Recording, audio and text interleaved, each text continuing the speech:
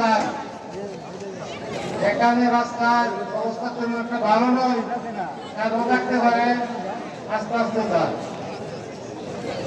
আমি কর্তৃপক্ষের কাছ থেকে ক্ষমা প্রার্থনা করছি,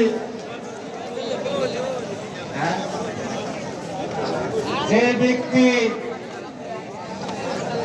নামাজি হবে তার দ্বারা সুদ খাওয়া যাবে না, যে ব্যক্তি নামাজি হবে তার দ্বারা ঘুষ চলবে না। মহিলারা পরে বাইরে পর্দার বেড ক্লাব হবে, মহিলারা পরে বাইরে 10 মিনিট পরে। আর আমি কিছু আলোচনা রাখছি। বাংলাদেশ সরকারের কাছে বিনীত আহ্বান জানাচ্ছি, অনুরোধ জানাচ্ছি, কেউ বই পাইবেন না। আমি বিএনপি, আমার বিএনপি সরকারকে উদারত আহ্বান জানাচ্ছি, কোরআনের আইন দিয়ে বাংলাদেশ চলতে হবে। কোরআনের আইন দিয়ে স্কুল কলেজ চলতে হবে। কোরআনের আইন দিয়ে অফিস আদালত চলতে হবে।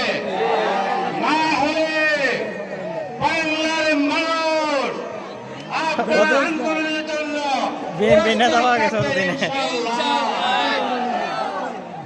আমি বিনীত অনুরোধ জানাচ্ছি ওলামায়ে একরামকে, আমার এই আওয়াজটুকু কেন্দ্রে যেন পৌঁছে যায়।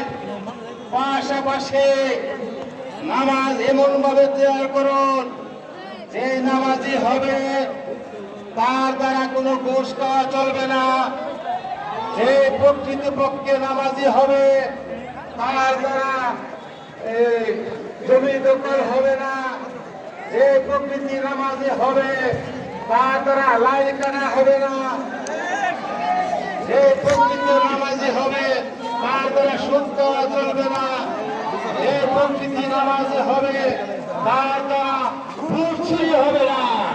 আপনারা যদি আমার সাথে একসঙ্গে কাজ করে এক সপ্তাহের মধ্যে কোনো